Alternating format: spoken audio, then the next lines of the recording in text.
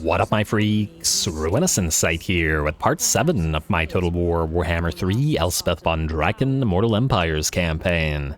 So as we saw last time, our money making is going pretty decently now. At the very least, we've been putting in a lot of effort to get more money on the way, and it's starting to pay off. This means that we're ready to begin recruitment of A, retrofits of our current armies, and B, new armies. Definitely got to get that mechanist army up and running with lots of machines of all types, as well as fill out both Gotrek and Felix's army, as well as Elspeth's. We've also declared war on the Pirates of Sartosa, taking out their first army, and we'll be meeting Aranessa Soulspite in combat, hopefully, shortly. I guess she could try to run this way to Matorka, though as to whether she'll escape, or whether she'll stay at Berkvar remains to be seen. Either way, she doesn't really have the requisite units to face off against Elspeth's army, so it ain't gonna go well for her. Anyway, in terms of what we gotta do this turn, there really isn't much. Helmut von Bluten is moving, and he still has to get to the elves in order to establish trade relations with all of them, as that's a significant increase in income that we could potentially get. Ooh, I also noticed that Bordelot has been taken by the Broken Axe, which is actually kind of good for us. As long as Durthu doesn't take it, we should be able to make a lot of money out of this, and I mean a lot of money. Especially considering the fact that we hold Erengrad. If we hold Bordelot Harbor and the Marienburg port as well, it's a very significant buff. Yeah, we're definitely going to try to make that a goal, and perhaps our Mechanist army can send our machines to break through the former Bretonnian territories and make the knights just be very confused and also very, very angry. But aren't they always? At the very least, at the peasants they are. Anyway, I don't believe there's anything to be built this turn, or at the very least, nothing remains right now. Just got to double check whether we can collect income here. Yes, do it. At Terrangrad's not making a lot of money, but a little bit is better than nothing. I'm almost tempted to trade away Middenstag to, like, these guys. I don't think they will... Wait, let me just see here.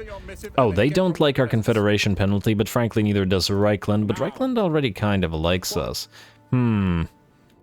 It's one settlement back here, and Middenland owns most of it. Let me just see here. Middenstag. It is worth 6.5k to you. And this way we won't have to essentially hold here and worry about Festus retaking it. I think that's the way to do it. Now let's do so.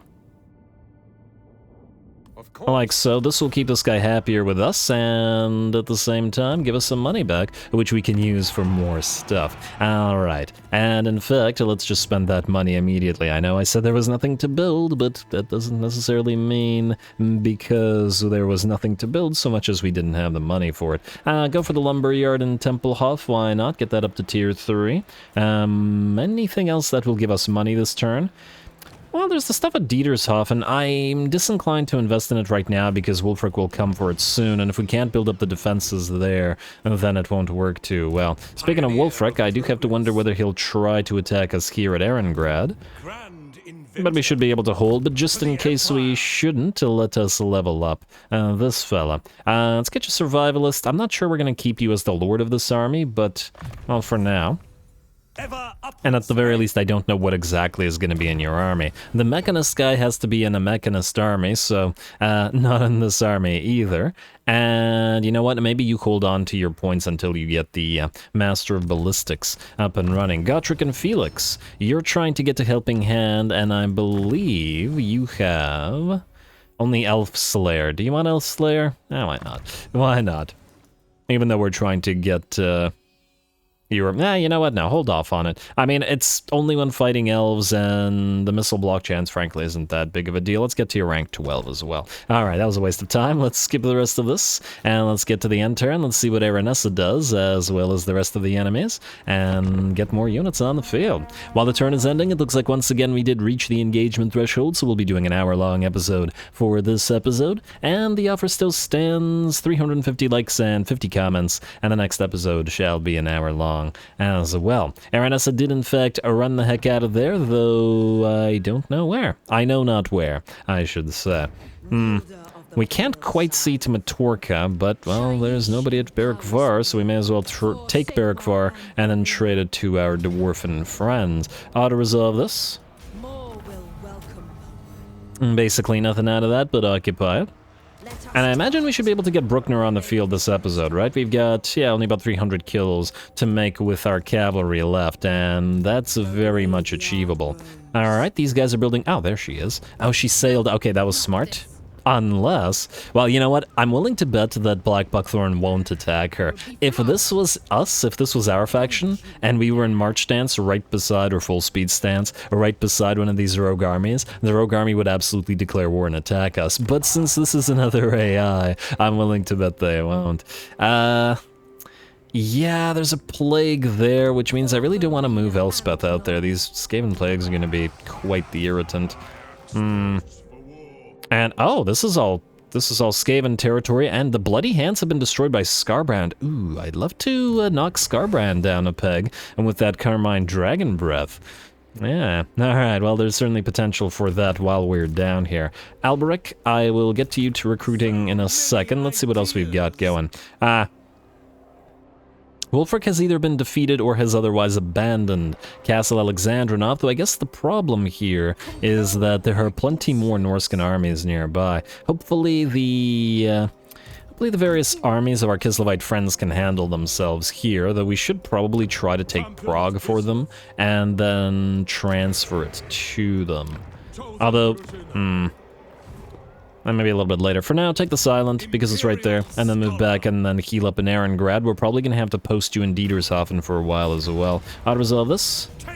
And take the... I'm going to have to say schematics. Alright, come on, 8,000 gold, 5,000 gold. Not as good as I'd like, but better than nothing. Head back to Erengrad, you got a little bit of bonus XP as well. And you got your Barded Warhorse. These guys are not ranked 12 yet, but once Erengrad... Well, frankly, Erengrad can basically defend itself now. Certainly something to think about. And think about it I shall, but for now, let's do whatever else needs to be done. Boris van Sighofen, you're the one that needs to be deleted, but for now has to sit around Salzenmund and Dietershafen. In Dietershafen, you will definitely go for the guardhouse, and we'll have to do the same thing at Salzenmund as well. As soon as this is up and running, or actually, next turn, I guess we can build up the other stuff here, because you'll be there to defend it. Alright, and we'll probably have to knock out Lorelorn Forest as well. For those of you hating on the Wood Elves in the comments, yes, there are a fair few, and, you know, fair enough. We'll at least knock out one Wood Elf faction in the form of these guys, especially because, funnily enough, they give us additional diplomatic relations with the Wood Elves. And plus it's Imperial territory, so, yeah, you know. It's all gotta be in our hands. You, sir, move past Bordelot and all these Orky armies around here. We're gonna have a lot of fun in Bretonnia, I suspect. Can't wait to get our Mechanist army up and running to do that. Alberic, you will recruit after we build. Alright, so building takes priority. Southern Slovenia. Anything here that makes money? No. Beckhofen? Yes. I was about to say Traders Guild. Tailors Guild. Right. We can upgrade Nagenhof as well. And what do we need here? Considering we have the pottery, we probably will want the public order and the paved roads and the colleges and the guns, but that can't be the priorities here. I'm gonna say taproom to start. Now the thing is, the tap rooms will counteract all the confederations we do, and the public order is an issue for us, so yeah. Unless the territory has wine like Wurtbad does, and we're gonna need those. Alright, what's up next? We've got fields here, but they're not really needed to be upgraded. Krugenheim, let's get you up to the next level, though, expensive though you are. Feildorf, we got the tier 1, I think we can hold off on upgrading you. Nordland, yes, Dietershafen will upgrade you eventually, and...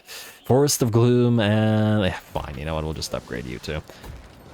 Otherwise it feels like a waste, because they take so long to upgrade, and we can still use both of them as sort of pseudo-military provinces, not complete military provinces, but specifically military provinces that give us additional capacities. So we wouldn't recruit from them, but anything there can give us capacities of things, so they still will come in handy, even if they don't pump out direct units, and even if they don't pump out money either. It's all fine.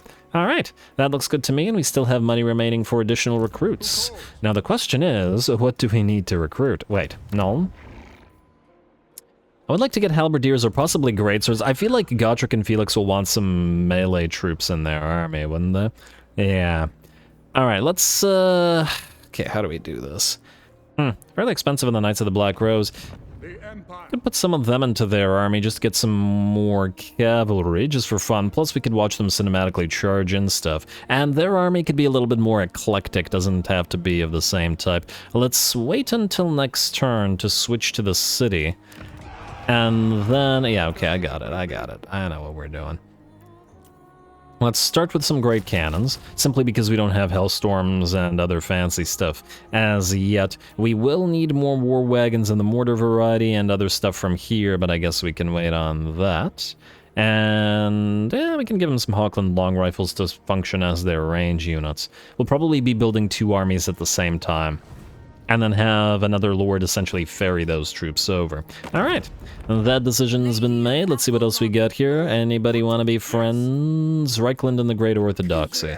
I'm still kind of banking on you dying or getting confederated, so I'm going to say no for now. Parts of Sartosa want peace, Disciples of the Maw want peace, but we don't. We want the defeat trait off Scrag before we kill him. Though, okay, just had to double check that he wasn't at war with Karak Azor, or with Belagar. Clan Angrand, that's the one, because we don't want to lose Karak Angazar to them. Not that I really care about the yellow territory, but it'll be part of our sort of fortified border princes, where you're going to want a line of essentially all fortifications down here, so that essentially the interior of the empire is going to try to be protected from every side, by Kislev to the north, and by the dwarfs to the east, by our own border prince fortifications to the south, and by the, well, I'm going to say by the Wood Elves to the west, though we'll want to take all of this territory for ourselves as well. And we'll probably have to fortify Marienburg's territories after killing them ourselves. This is Imperial territory after all. And it's not like we can hold Norska, at least not ourselves. But if we can keep Kislev alive, we should be able to give all of their territory to a combination of Norska and the Masters of Innovation, assuming they don't die, of course, and have them hold that territory for us. I kind of like this idea. It makes it feel very different when you play the Empire. Oh, also outposts. Let's check those. It makes it very different, it feels, when you play the Empire. Waterfall Palace. As opposed to other factions when you're just sort of looking to Kislev. Oh, wow, Kislev can't build anything? Yeah, but we should still build the outpost there, because, yeah. Yeah, this is going to be all of our money. But you know what? Let's take the good positions in terms of our outpost, as some of you have reminded me in the comments. It's a good idea. We don't want them to ally with other factions and then take all that stuff. It's that mission. And, oh, there was another mission I missed. I gotta get on those. And there's definitely stuff we want. And I mean, I guess we can accept this mission. I'm hoping the Karazakarak takes them out themselves, though. I really don't want to risk the plague. I mean, what we could do is get a temporary lord to take Doc Karaz, in which case we won't have direct contact with the settlement. I don't remember if that works, but I guess we could try it out. Construction of outposts begins. Let's get Helmut Feuerbach back on the field to get the XP. And just to double check, ooh, speaking of, not happy with any of you, Helmut. On the field now. Gonna cost us about 800 gold per turn, but that's okay if you can take the plague for Elspeth. These guys are moving here, but frankly, I'd rather not risk the, I'd rather not risk them sacking it and then running. Let's give them all of this territory. What's the likelihood that these guys go for Bereg Dawa's bag as well? I was going to trade it to these guys for potentially territory or for potentially declaring war on another faction, but not 100% on it. Is there anything else we can ask of them that is useful right now? So if we give them Bereg Dawa's bag, I don't want to take their money because they need it to act as our allies. I can have them declare war on some of the northern stuff, but that doesn't really help us, does it? And we're not going to take their money. We have all the agreements.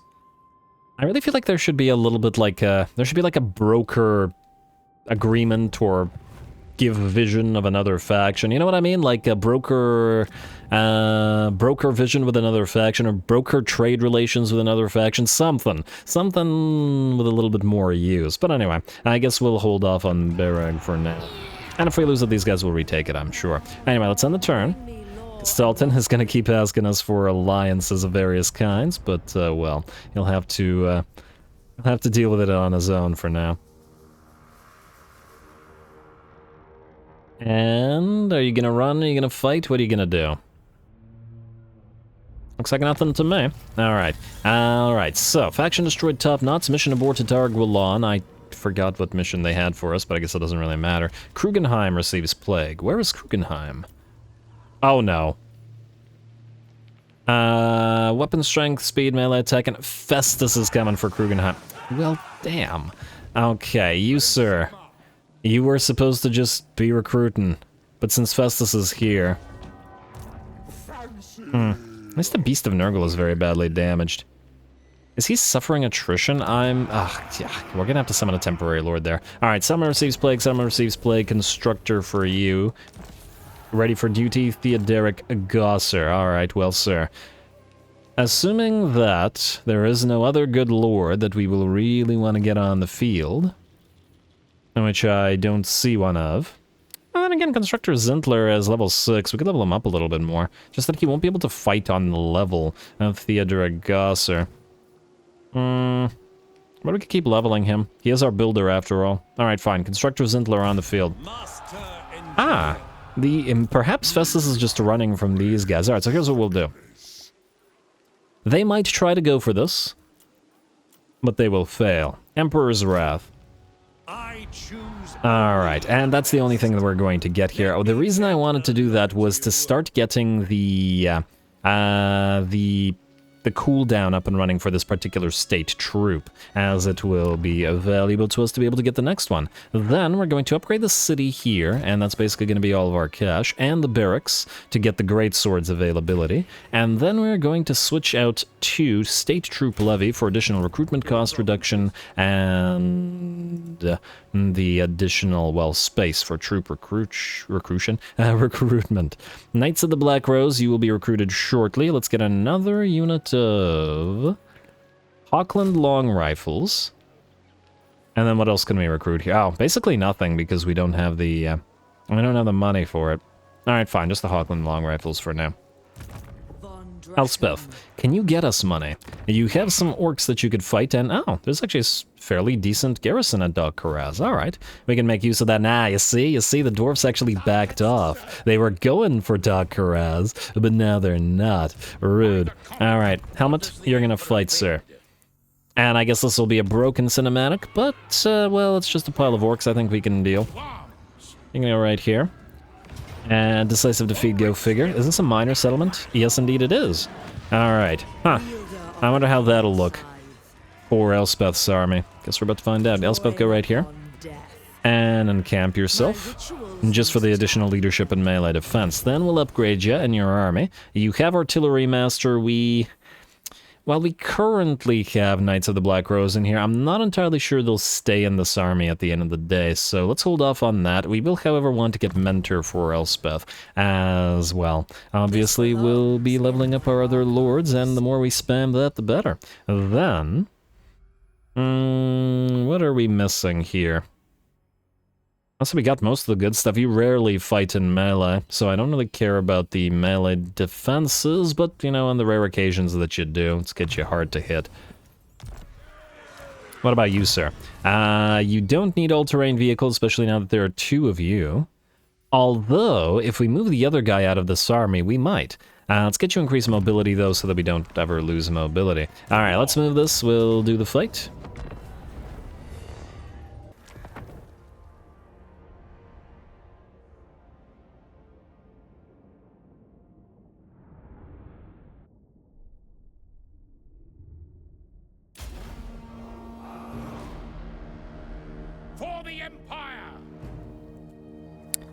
Oh, I didn't notice there were a bunch of dead orky skeletons all over the place, and possibly Humies skeletons as well. Yeah, those are Sigmarite shields as well. Well, we will avenge them by destroying the enemy here. Obviously, we'll have to wait until Elspeth arrives and starts bombarding this big old orky settlement into submission. There's a lot of orcs around, but I don't imagine they will charge out of their settlement, and thus we should just be able to carry the day with artillery and, of course, with Elspeth herself, because she causes absolute havoc from the sky if the enemy doesn't have an answer to her and her dragon. So, away we go. Time to start on the enemy tower. We'll keep it at max speed for now. I'm going to take a couple of hits and drop a purple Son of Xeraeus non-overcast on a few of those enemies. It'll peel away, but that's not a big deal. It's still a little bit of damage. And we got to keep casting these after all, as it'll take a while for our artillery, which spawned all the way back here,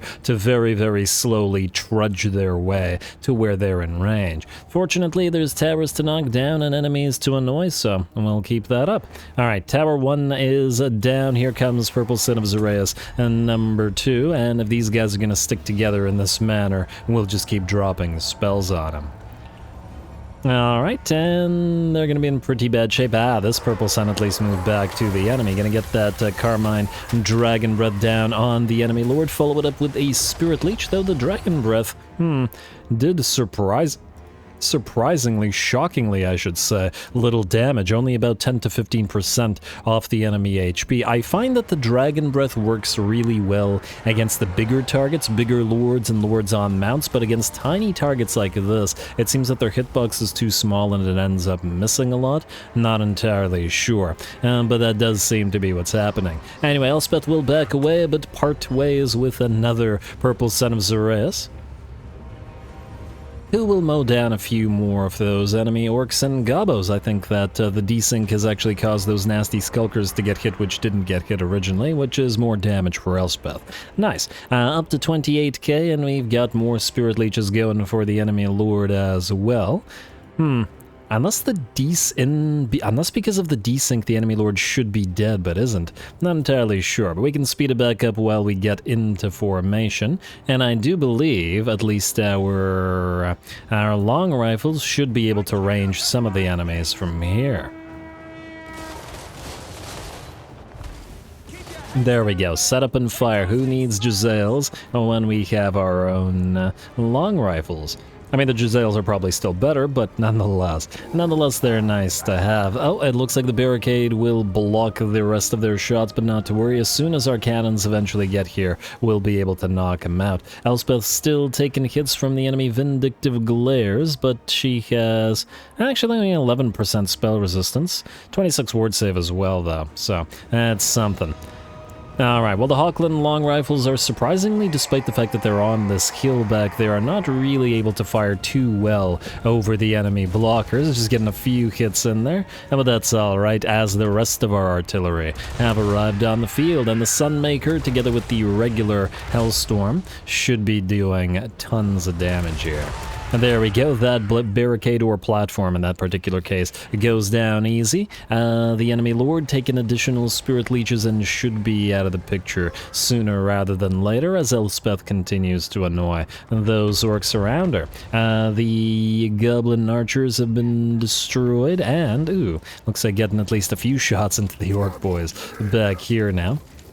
But the battle will be like this for quite a while. I mean, let's face it, there's a lot of bombardment to do, and if these guys actually move away from the barricade, we can fire upon them both with the long rifles and the rocket batteries. And the enemy can do nothing about this. I really once again think that if there's massive artillery superiority to an enemy, the AI should be programmed in smaller settlements to sally out with pretty much their entire force. The enemy lord has been killed by virtue of Spirit Leech, and the bombardment will continue until morale is completely gone, of the enemy anyway. Our morale is improved enough at this rate. Anyway, our cannons are going to be targeting the enemy barricade. We also have the Hammer of the Witches here as well. Get a little bit of extra damage on it, and I wonder how the Hammer of the Witches will perform as compared to the regular cannon. Just comparing a little bit, they do a little bit more damage, but now the Hammer of the Witches also has access to grape shots, so that should make the cannon quite nasty indeed. Alright.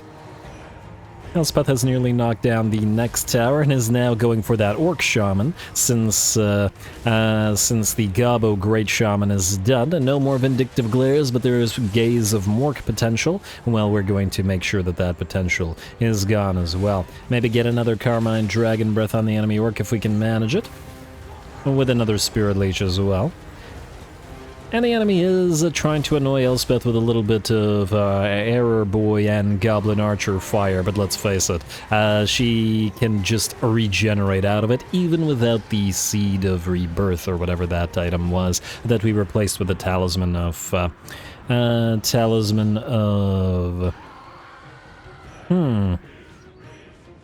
Preservation. Alright, so this is probably by virtue of the desync. It looks like the enemy tower here was destroyed when I played it, but wasn't destroyed here. And it looks, and I'm pretty sure this guy was dead as well. But at the end of the day, there isn't still not all that much in the way of difference. The Purple Son of Zoraeus activated again, usually fairly decent to be used on platforms. The enemies don't have too much of a place to run to. Our artillery are also repositioning themselves to get better firing angles for the Hellstorms, though I think at this point in the game they would have done a lot more damage than they have so far done here. Not to worry, we'll speed up once again and get those artillery into position, and get a little bit of fire from our Amethyst Ironsides as well. Enemy really should work on sallying out here.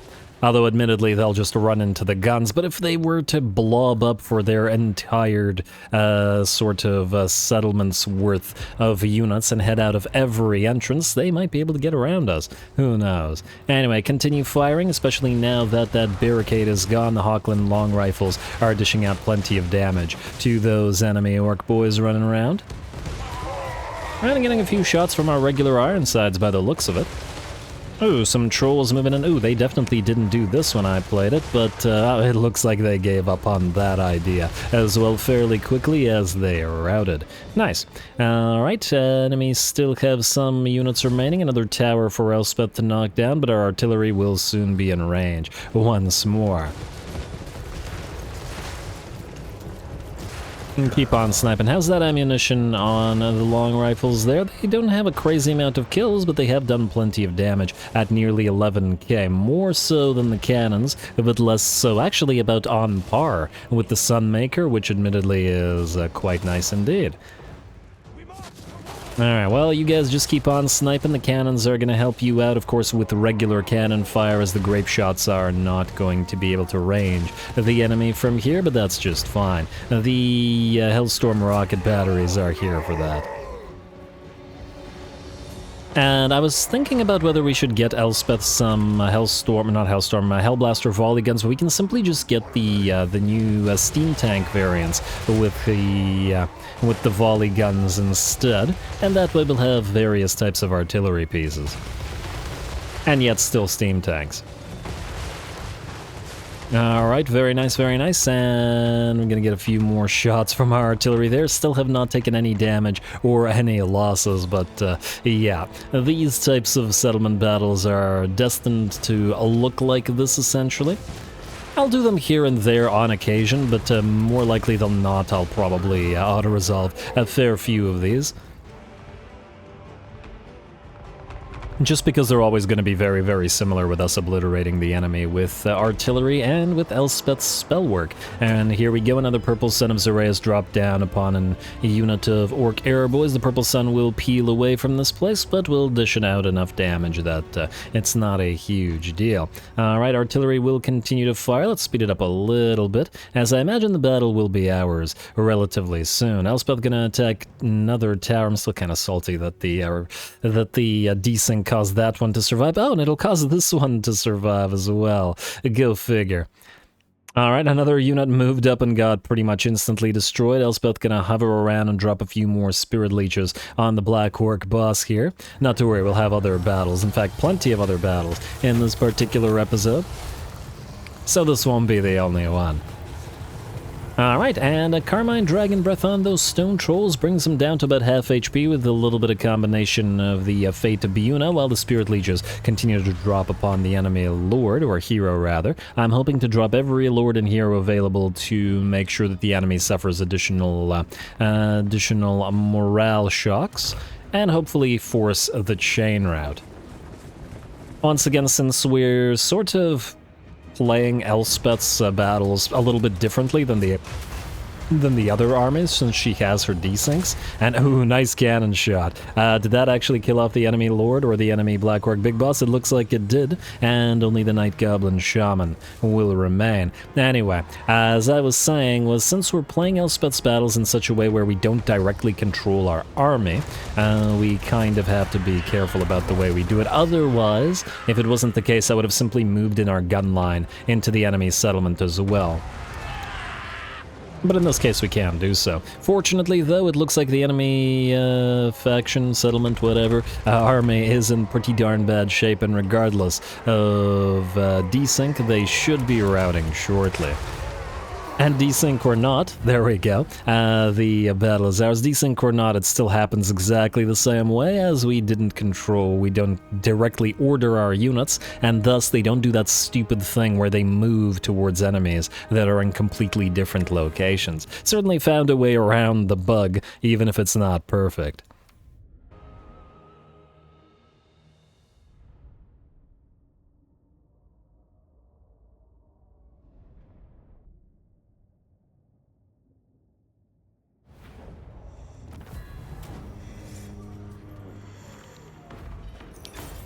Alright, there we go. Yeah, I always feel at least a little bad doing battles in this manner, but it does feel realistic, if nothing else. And the heck? How did... Huh, well that's just the game being buggy. I'm pretty sure you didn't get 1,312 kills there, Helmet. 99% sure. Most of that was artillery and then Elspeth causing absolute havoc, as the enemy had no answer whatsoever to her. We can, I guess, loot and occupy, since we'll be trading into our allies. Then, Elspeth, without a plague, can back off. Oh, I wonder if Scarbrand's right there. Elspeth can back off to... You know what? Oh, this is attrition-y territory? Yeah, that's not great. Fine. Go right to the edge of Barrakavar. I was gonna say maybe use a helmet to capture Matorka, but I guess we'll just do it ourselves. You, sir. Good job, but you are no longer needed, at least not for now, at least not at the cost that you, well, cost. So we'll do that. Enemy killed in battle, and is this faction destroyed? And scribe for Lupio? No, this is only for lords. In fact, speaking of, a moment. Time receives plague, yeah, that's fine. We will want to put a scribe on you. And just so that you can get to where you need to go faster. And scribe, and I believe there was another one. It wasn't ferryman, it was not bone picker. Huh. Am I crazy, or was there another thing that increased our campaigns? Oh, it was messengers, we just don't have another. Alright, that's fine. That's fine, not a big deal. Boris van Sighofen, you can go to Dietershofen, and that means we can start upgrading Dietershofen as well, because it most likely now will not fall. I will then get rid of the rally field building here to be replaced with a defensive structure. This guy's nearby. Probably kill him off. And how are you guys doing? Oh, it looks like Serena Catrin and her little minion army did manage to destroy that other Norscan army. They're doing okay. Unfortunately, the Masters of Innovation not doing as okay. I wonder if they are still holding on to Krakadrak, although the Chaos Corruption there seems to imply that they have... Oh, they have lost it. Oh, no. What do they have here? They have the Forbidden Citadel. Alright, you know what? If they survive for the next 5 turns, maybe, we probably will want to start moving this army up there. And just to deal with them a little bit. I'm almost tempted to get this army a couple of Amethyst Ironsides as well, just so that it can sort of, you know, make good use of them and stay up here fighting. At least until we retrofit it with new stuff. What do we have in terms of cost? In the Imperial Gunnery School, I mean, we do want the upgrades for this stuff, but 1750 for a single Amethyst Iron Sight, it's quite a bit. And I want the first Amethyst Hellstorm rocket battery to go to Elspeth's army, admittedly. I mean, I guess we could put one in this army just for fun. They do need artillery, don't they? They don't have any, do they? Oh, wait, they have the mortars, but they're going to be replaced by mortar war wagons. Oh, that reminds me, we need to build mortar war wagons. 945 to recruit. Okay, so we can still build more mortar war wagons as well, and they're relatively cheap to recruit. If you're wondering why not these mortar war wagons, they're going to our mechanist army. Alright, that's looking good. Well, let's get you the Amethyst. Oh, I pressed the wrong thing. Amethyst Armory, first Amethyst Hellstorm. Range plus 20 specifically for Amethyst Hailstorms. Alright, let's do that. You can get one. They are very expensive, but, well, I did say, as long as we stay above 10k, I'm happy. Let's destroy this little force. I think it should be auto-resolvable because there's not much there. I'd rather save the battle for a proper fight. Yeah, low casualties. Ugh. I can see the Amethyst Hailstorms in action, though, especially after that fight. Fine.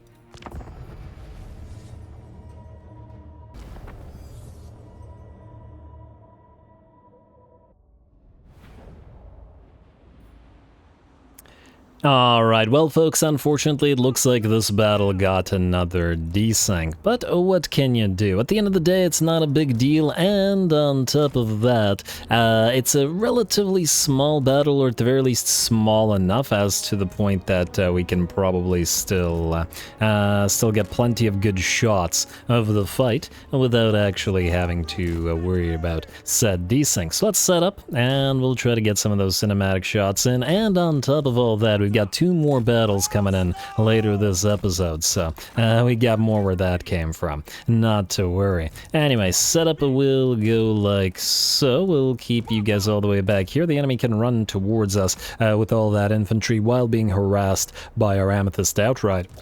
We'll use the Tatter Souls to protect our artillery here, and keep the... I mean, you have the ballistics thing, right? Or do you not? Actually, neither one might, but whatever. I guess so. You guys can still stay relatively back here. You guys will need to be changed like so. Like so. We'll pop you to the flanks, and then you to the flanks as well. Like so, and like so. Good. You guys. Okay, let me just do the setup here. Give it a second. I think with the desyncs, one thing that is kind of interesting about it, whether intentionally or not, is the fact that we can sort of adjust play style in such a way that it's more important to get a good setups for the army, because the less you control it, the less you need to worry about the desyncs, right? I mean, in Elspeth's army in particular, but generally speaking, this means that we can practice doing decent army setups in such a way that hopefully we don't suffer from it. Anyway, I believe that's it. You guys are going to be group 3 or rather, and everybody else can sort of kick back and relax. Turn off skirmish mode right away. Start battle. Let's get a few volleys out. The enemy will probably cast something on us, so volley and then back. There we go. You gotta love these guys. And you know what? You can probably get another volley, and then you can volley. No, run. I might get clipped a little by that, but you guys have armor, and I'm not super worried about you. You can keep on running. You can get a volley on those Marauder horses, however. I'm gonna tell the Hailstorms to not fire as yet. Turn off auto fire. And there we go. You guys just gonna keep chasing the Amethyst Riders around? That's just fine. Godric and Felix, you can move forward. And you guys can get another volley out. I wish you would... Okay, your formation is screwed up. Undo that. And once Godric and Felix take the... Ooh, let's not have you fire on that. Just back away and fire on those Marauder horses. Get a single volley. Yeah, okay, no. You got more skin wolves heading towards you. Rush into Godric and Felix, please. As we continue back and away. But we can harass the... Oh, are they just gonna give up? Alright, you go around this way then. And Gotrek and Felix can handle you just fine. Activate Slippery. And we'll save the Runaks of Gotrek for when the enemy army arrives. And no, they're going to... completely bypass / ignore Gotrek and Felix. Okay. Okay, game. Alright, let's get a volley from you on the Marauder Horsemasters. You can run into the guns, though. And you can run into the guns as well, which will bail you out.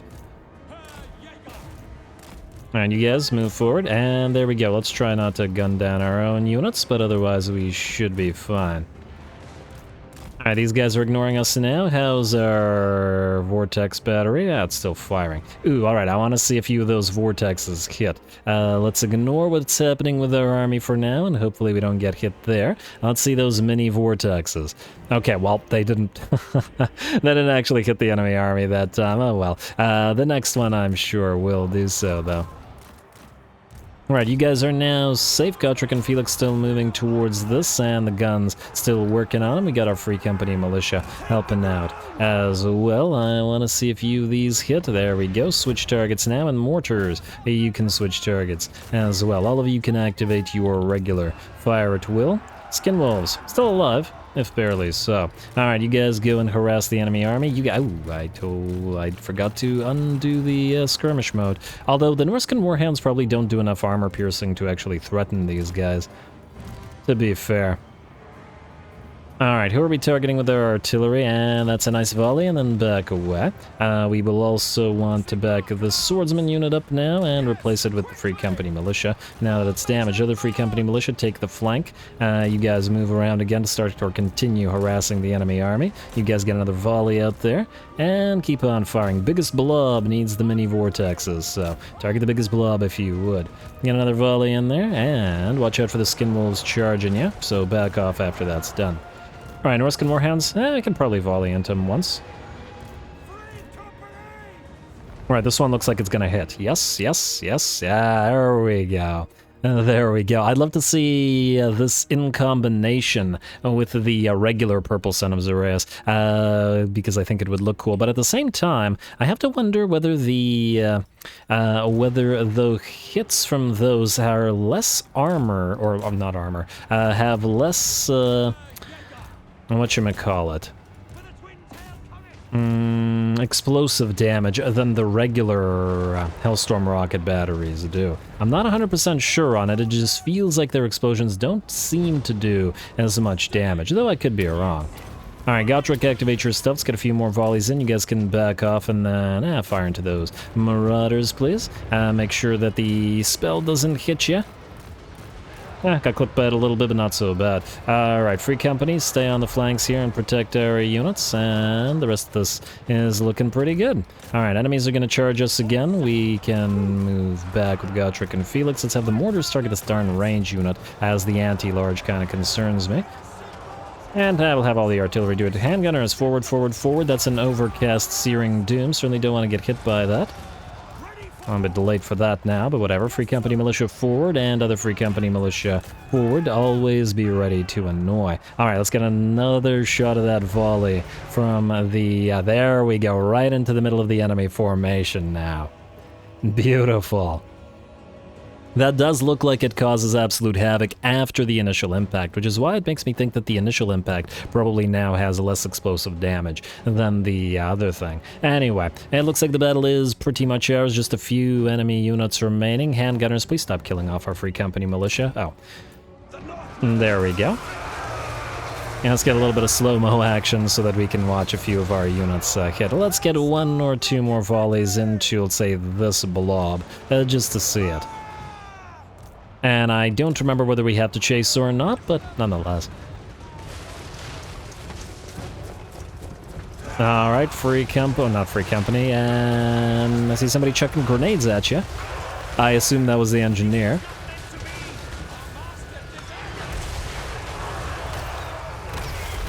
There we go. Okay, you guys firing, yeah, fire into this unit. The one that is at the front of the pack so that you don't overshoot, but if you undershoot, you hit the enemies behind them. Okay, not like that. That was a little much. Better. Much better. Were these Marauder champions? Oh, I didn't even realize they had Marauder champions among them, since I wasn't really taking this battle particularly seriously. But anyway, very nice. Nice bit of work for our not free company. I don't know why I keep wanting to say free company militia. For our Amethyst Hellstorm rockets. I'm excited to see more from them, and greater numbers, and in combination with other things as well.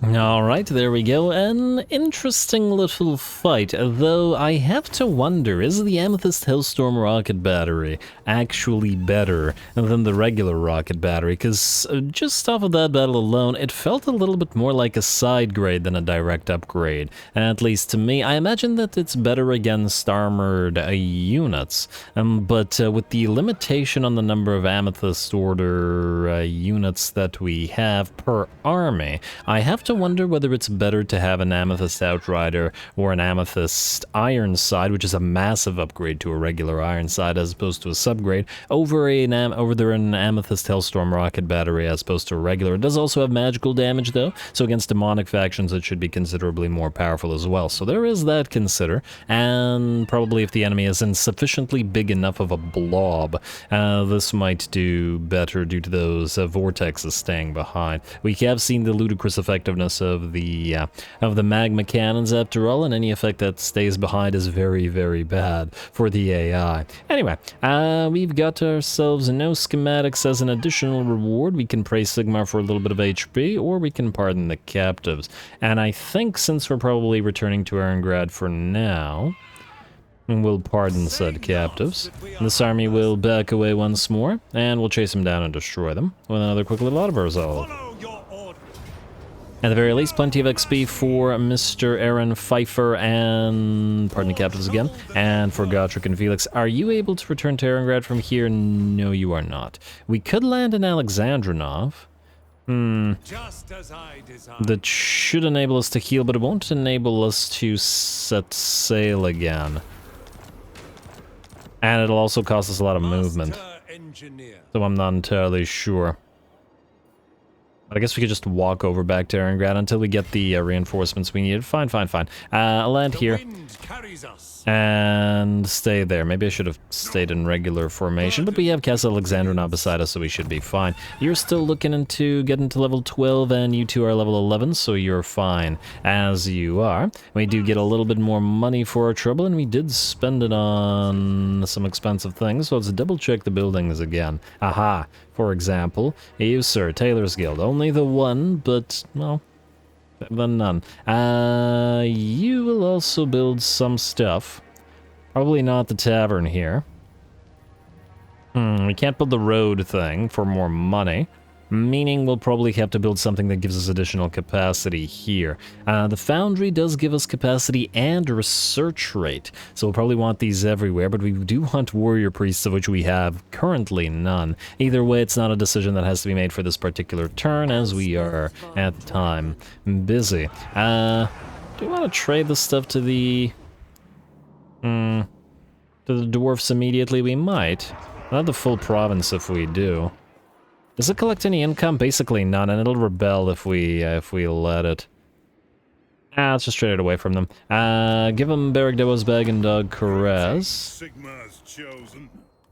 Tempted by the money, but they're poor, so... Here, have Beric Dewo's Bag, have Dog Karez. Oh, 120. Wow. It's impossible to make you our vassalette. We very well could, but damn, Dog Karez is worth a... Why is this thing worth so much?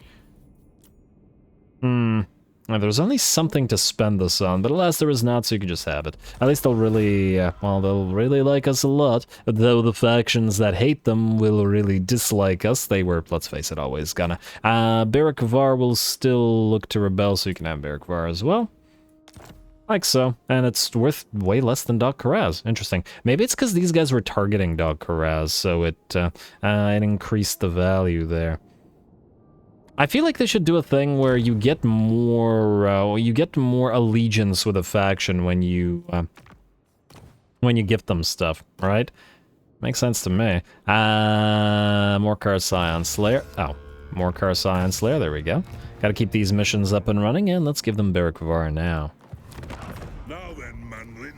There you go. What brings you? Right, lovely.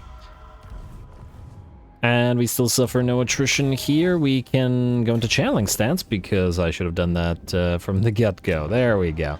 Alright, and, oh, they get to keep the watch room here, so maybe it'll be a little bit more difficult for Skarbrand to take it, though with us being in an alliance with the dwarfs, Skarbrand will attack us in order to attack them, so that's fine. The rest of that, I believe, is skippable, so let's end the turn, let's proceed.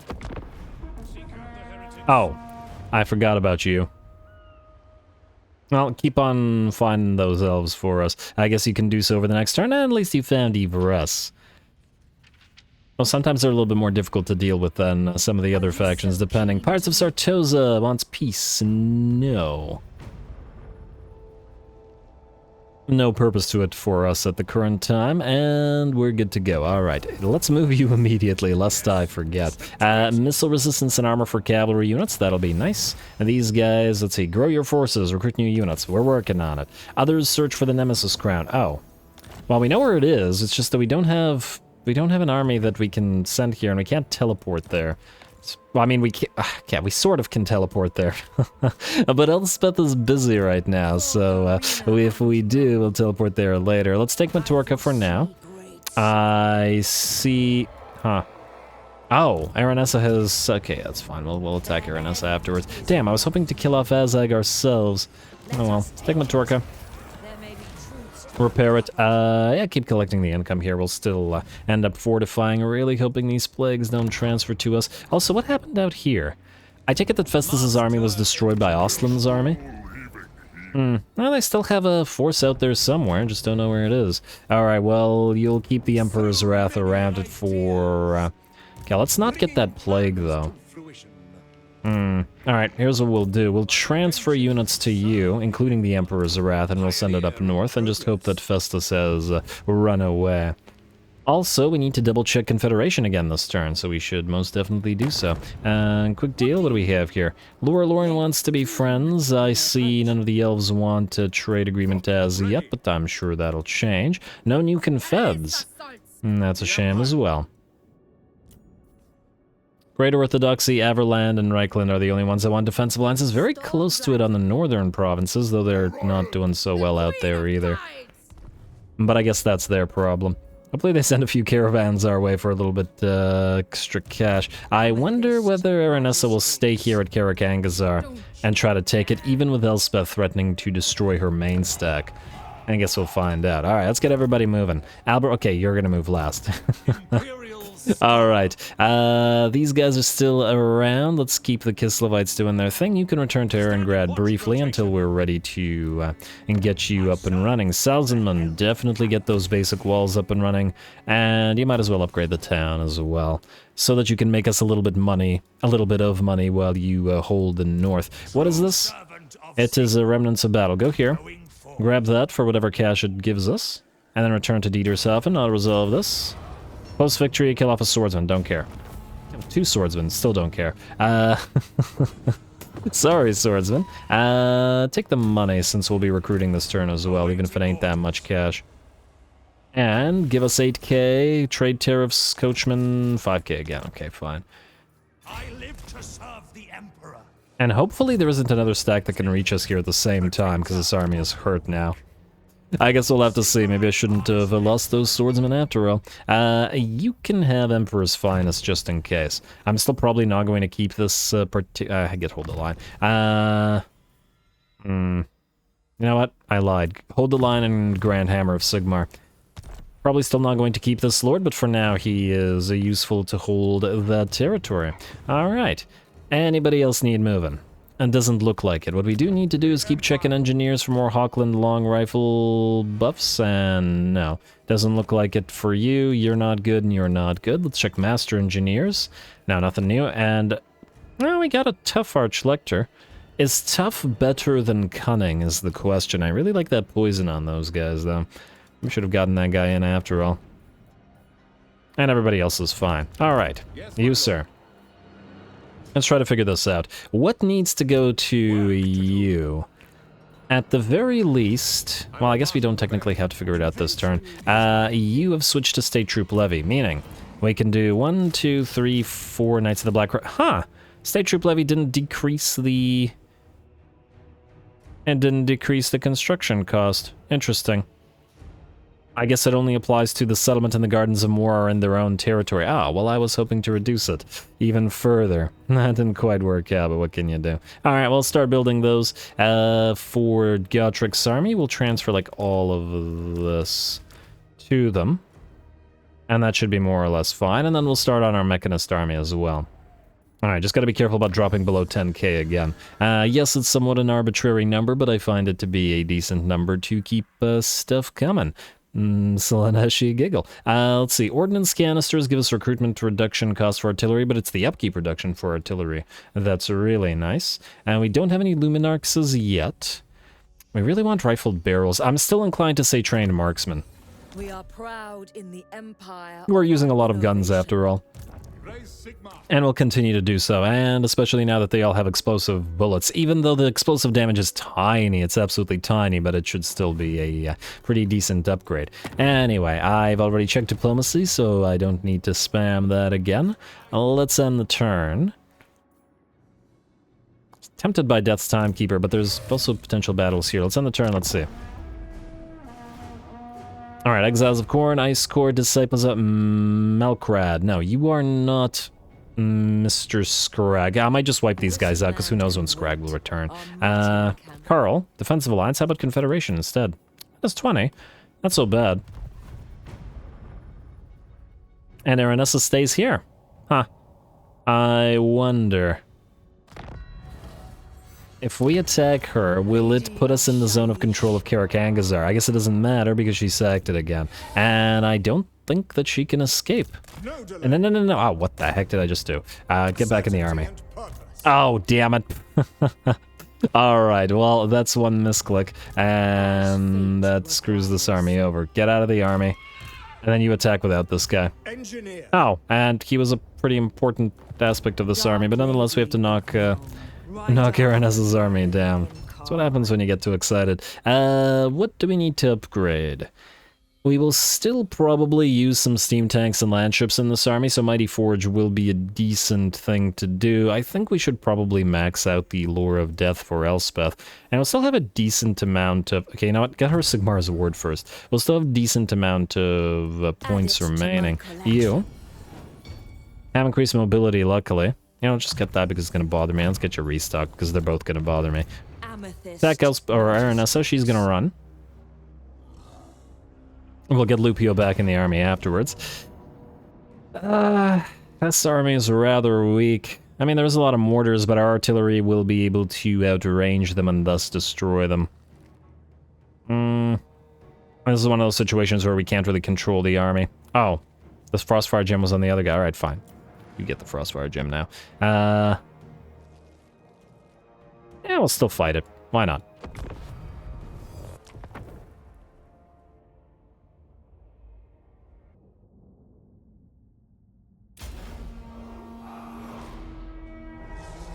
The dead speak to me, whisper of myriad battles of old. They tell tales of our foes' weakness. Alrighty, away we go. Warrenus Assault Spite been running around and being somewhat annoying, but probably not for too much longer, at least not in this particular battle. Elspeth rushes forward and gets that Carmine Dragon Breath on the enemy. Gotta love that laser ion cannon, whatever effect you want to call it, and Aranessa drops in quite a bit of her HP. That, of course, combined with the Spirit Leech and a little bit of cannon fire will make sure that she's out of the picture pretty darn quick. At the same time, we are targeting the enemy artillery pieces with our Hellstorm rocket batteries. Fortunately, because of their great range, even with the desync, they should still be able to reach the targets that they're focusing. which is great for us. Anyway, a couple more shots from those cannons and Aranessa will fall off her personal crab, and while we continue gunning down the rest of her army. The Hellstorms have already done a number on the enemy artillery pieces, who will soon be out of the picture, while Elspeth continues annoying the enemy army by dropping a burning head and more purple suns upon the enemy. And that's the enemy just about in range of our guns as well. I'm gonna take a few volleys from the enemy mortars, but that's fine, especially as I don't expect the amethyst handgunners or the Amethyst Ironsides to take too much damage from it. And there we go, zombies and Sartosan, well, this is mostly Sartosan militia, running right into all of this. And who needs to control them? They just mince the enemy as they move forward. Beautiful. And here's the other thing we can do. We can get our Knights of the Black Rose a little bit of action as well, charging down from the hill into some Sartosan militia over on this side, and the same thing we're being repeated on the other side of the map. Now, these guys are not going to be too effective in melee against us, by which I mean the Sartosans. We're lucky that the enemy doesn't have too many ogre man-eaters with, well, man-eaters with ogre pistols, though. I was extremely impressed with the man-eaters with ogre pistols in my own Aranessa campaign recently, as they were just ludicrously good at knocking out single entities. Like, something like Elspeth would get killed off with a couple of volleys from them. They're so dangerous in that regard. Anyway, it looks like the rest of the enemy army is already shattering. I mean, to be fair, most of them ran into our guns, though we're going to give a little bit of extra time for the knights to clean up the runners. A, for their cowardice, and B, because, well, we need kills on cavalry for our quest. So, I'll let them keep on running, but we can do that off screen.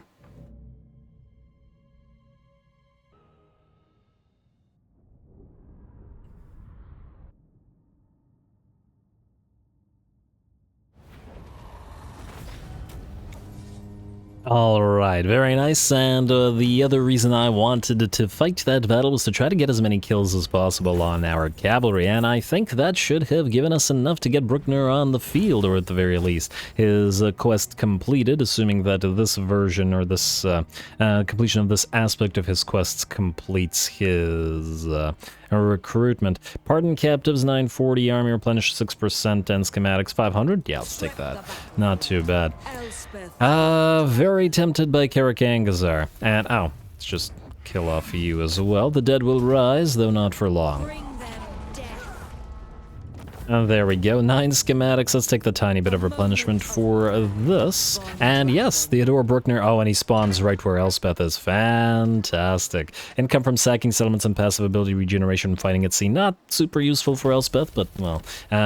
Ooh, we got a Van Horstman's Speculum. Nice. Lots of debuffs for enemies in melee range. Nice to stack it with the Helms of Discord. Anyway, I don't believe I gave this a read. The theoretical tacticians at the Imperial Gunnery School may well have developed a new game-changing model for cavalry warfare, but Countess Emanuel and Bruckner, her champion, remain unconvinced. What they really need to see is the method proved in combat against the Emperor's foes, and as soon as is humanly possible. Only then will they be satisfied that a man of Bruckner's singular talents will be put to best use on the battlefield. Lovely. Free little bit of cash, we gotta put that in Elspeth's army, and so Lupio can't, wait. Oh, he can't even reach her. Alright, fine. Go here. We'll just double check that Azag doesn't revive, or Scrag doesn't revive next turn. We'll give him one more turn. I don't want to spend too long here.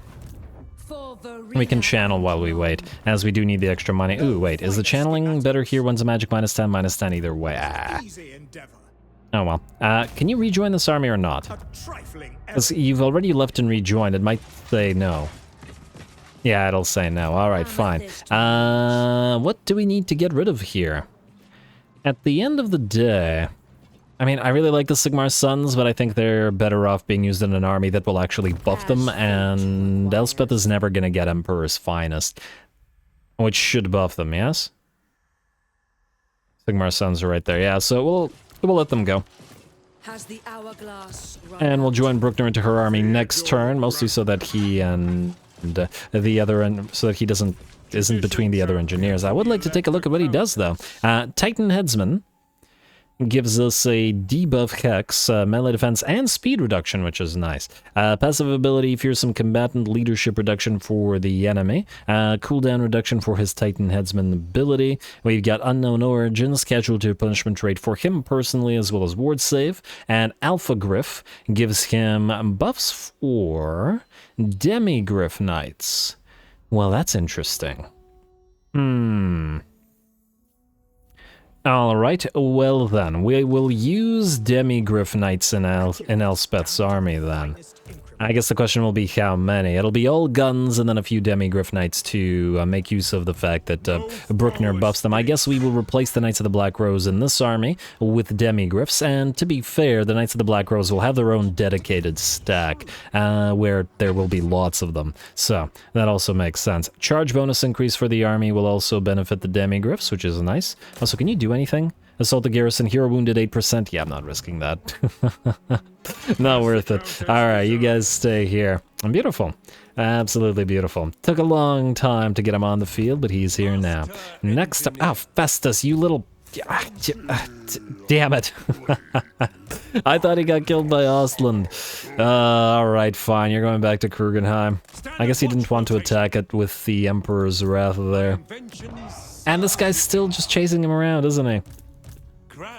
Okay. I guess we're gonna have to get another lord to move, or we can move Albrecht himself. And the thing is, I wanted him to keep recruiting for the Mechanist's army, but I guess he can move next turn, and we'll get him back here. We are kind of using him as our recruiter for now. Until that'll change, because once he's done recruiting, he'll get his own army up and running. Alright, fine. Ibn Pfeiffer. What do we have here? These guys are still running around. Certain capturing could very well lose her army. We really need to destroy the Bay of Blades, but this army needs buffs to do so. This could be taken by Elspeth, but not by this army, at least not at the current time. I'm willing to bet we could hit Thamathane Frost, though. So let's sail on out here, and we'll see if these guys stay at the Bay of Blades or not. Still something for these guys to do. Ooh, let's also upgrade Erengrad to the next level, and the Tall Walls will, I believe, give us Ulrika, so she can join, at least in this campaign, she can be with Gotrek and Felix, which will leave us out to the need to get a mage in this particular army, which also works out nicely. Alright, let's also upgrade the tannery here. We've probably got other upgrades to do, and just to double check, Nuln. It's got a little while before you need to switch stances or switch commandments. Any confeds? No. Telson, no trade with the elves as yet. Lorelorn wants to be friends because they know what's coming. Boris, you can stay out of the other stance. I'm wondering whether we should oh no, there's no need to channel with you. Also because we have no extra mage, though we have built a College of Magic thing. So we should be able to make some use of it shortly. Hostile garrison. The heck? Oh. Okay. Or hostile action, annoy garrison. Sure. These guys aren't fighting each other, are they? No, they're allied. Good. How's that trade agreement looking? Not so great as yet. We do know Avalorn.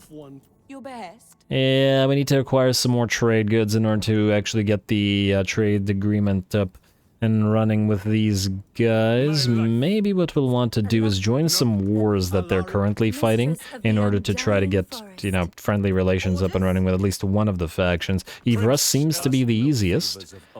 And declare war against the Cult of Pleasure, who's really far. Will give us nearly enough, but we're not paying them 6k. Let's just wait on that. What we can do is get Ambassador to the Phoenix King. Where is it here? Diplomatic relations plus 50 with High Elves, which will solve the situation. It is a little bit expensive, but it might be worth our time right now, assuming that there are no other money buildings to build, which have to take priority. Money. Oh, our first mage is up and running, or ready to go. Typically, the Jade Wizard is the best way to go. I do really like the Amber Wizards as well, especially because of their unique mount. Bright Wizards will go well with our Fire Army. We don't have that up and running as yet. Gold Wizards will be nice as well. Assuming that Ulrika will be the mage for Gotrek and Felix's army, we could also... I'm really tempted by getting a light mage in Elspeth's army, just because it's all guns and we can stop enemies with the Net of Ammon talk. Oh, I guess another question will be the Mechanist army. What kind of mage will go there, or what kind of mage will be best there? I'm inclined to say Gold Wizard would be pretty good, but the land ships and steam tanks alike are healable by the Jade Wizard, aren't they? At least I assume they still are, unless that's been changed. Do they have some kind of mechanical trait that prevents them from being healed? I don't think so. Meaning that we'll probably start with the Jade Wizard, and we'll go with the tough one. Although fleet-footed is nice as well. Get you away from actually fighting if enemies are chasing you around. Maybe fleet-footed then. It's not like we'll ever pop them into an actual combat. Fine. Jade Wizard. Jade Wizard 1. Alright, back to trying to make more money. Hello. Tailor's Guild. And Tailor's Guild. Very nice. And Cattle Ranch. Yeah, it looks like we won't have enough money this turn, but it means a lot more money over the next few turns, which is always worth it. Another Tailor's Guild, and I think we have room for one more, if there is in fact one more, and there isn't, so we'll... Do we upgrade Matorka? It might get attacked. You know what, I'm gonna hold off on Matorka for now, because we don't know if there's another army here. Anyway, let's end one more turn. I don't expect a battle to be happening, but I would like to see if Scrag respawns, and I would also like to get the heroes back into Elspeth's stack, so let's do. I am busy. Scrag, peace? No.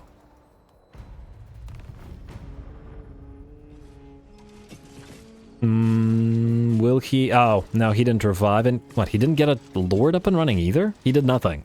He did absolutely nothing. Okay. Alright, I'm not waiting anymore. Even if it is one more turn for him to revive, I'm probably not waiting anymore. Faction destroyed. Ecstatic Legions. Well done, Serena Catrin. Very well done indeed. I was hoping you'd do that. And looks like these guys have abandoned the Bay of Blades. We could go there without knowing how many units they send. I would like to move up here and help out the Masters of Innovation as well, because they're in trouble. Very much so. They're probably nearly dead, judging by the looks of it. But oh well. We'll deal with that later. Festus. Would we... Huh. Would we be... Would he fight this? I think he'd run, but I feel like we should try it. Dragon's Bane, Gem, False... I really just want to see this thing in action. Ignore all this, and we absolutely don't have time for this, but I want to try it. He's gonna run. How far is he gonna run? Come on, can we still reach him? Yes, we can. Alright. I mean, his army is basically dead, but I want this. I want the Emperor's Wrath to do its thing, so we're gonna. Yeah, you're gonna keep building Leader of Renown. Oh, he has a great defeat trait, doesn't he? I think. Vague recollection. What does this do again? Not a great thing to have, this plague. Melee attack, Vanguard deployment for all units, weapon strength, speed, and melee attack, and for quite the while. We can't transfer the Emperor's Wrath without the plague. We might have to do a plague ship thing with you, send you up north and send you out to sea until the plague is gone. But that's fine. Yeah, attack this. And do a nice little fight against this, just because we can.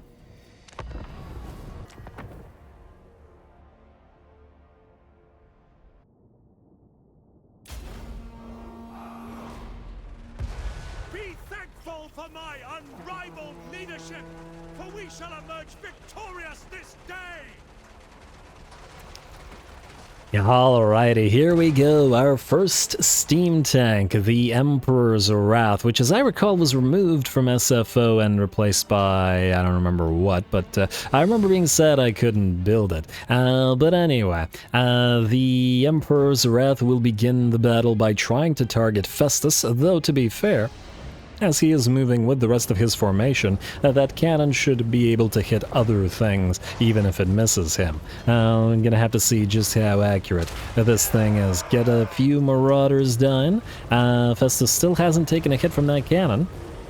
Enemy is knocking down tents as they move and sending balloons into the sky. Alright, another hit, and that one did hit Festus, who dropped to about 320 HP, and one more hit should knock him out of the picture. Alright, come on, Emperor's Wrath, you got this. Well, You do, but you killed off an enemy chariot instead, which works. Alright, one more shot into Vestus, please. Come on, here it comes. And he really should have healed himself because now it's gonna be too late. That was right on time as well for Festus to die, as the enemy is moving 3 units of Chaos Warhounds with poison, all to try to kill off our steam tank. Whether they'll be able to penetrate its massive 160 armor remains to be seen, and we can back the thing off a little bit as we head towards our incoming reinforcements. Not our allied reinforcements, mind you, our own reinforcements. Screw using Ostland to win the battle. We don't need to rely on Ostlanders when we have the Emperor's Wrath on the field. Alright, and the Duggos gonna continue surrounding this. But that's just fine, as we're going to use that steam expulsion ability that this thing has. Pretty great for when it gets surrounded like this, and it is an effect that persists on the field, which means these guys are going to continue taking damage from it. They don't appreciate being burnt either. And there we go, lots of the doggos getting staggered by the damage from that steam expulsion, and while it didn't do an insane amount of damage, it did cause all 3 of the units to get terrified and their leadership to break, which means they'll simply run off the field, as we're relatively close to the edge of the battle. An enemy exalted hero has charged our master engineer, but I think that the Emperor's Wrath has a thing or two to say about that, and oh my oh my lord, I don't think I've seen that before. He lost his top half, and the bottom half stayed on his mount. Oh my word, damn. Oh, that was gloriously bloody. Anyway, well done to the Emperor's Wrath. You're already impressing me. Sorry about yelling into the mic, but that was exciting. Anyway, our reinforcements arrive on the field, which is why we deployed all the way out here, and we should be able to hold back the tide of enemies while I guess the Emperor's Wrath continues its work for Sigmar. I think Sigmar is proud this day. Alright, move on in, just distract that enemy exalted hero so that he stops annoying the tank, as it has other things to do. Alright, trundling around, firing on whatever it can charge in melee just fine as well.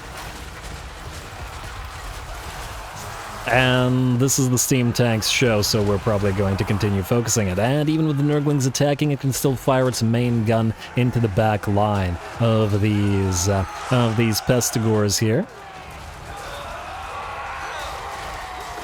And even get the occasional charge into their rear. There we go. The mass allows us to push on through, and that probably is a fairly decent morale shot, causing the Marauders of Nurgle to rout in terror from the steam tank, and the steam tank to help anchor the line of the Imperial Halberds, all the while firing main gun and secondary gun alike.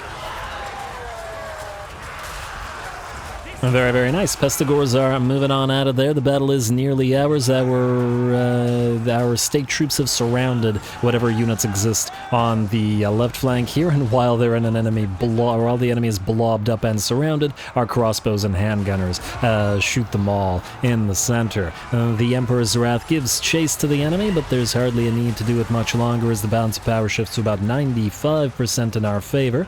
And it looks like a couple more kills will see the battle ours. Very nice. Now, the Emperor's Wrath is a herald of great things to come as we get more and more steam tanks on the field. I wonder how many steam tanks our mechanist army is going to have. I mean, because we'll want to combine steam tanks and land ships, but we'll also want room both for engineers and for war wagons and some air force. Got to put a couple thunder barges in there if we can manage to get an ally that's able to actually build them. Sometimes the ally doesn't build the building for the air force units, unfortunately, which would be a shame if it didn't. But at the very least, I think all of our Dwarfen allies have built the Iron Drake building, which means we'll have access to troll hammers and to flamethrower units as well, which will go very nicely in several of our armies.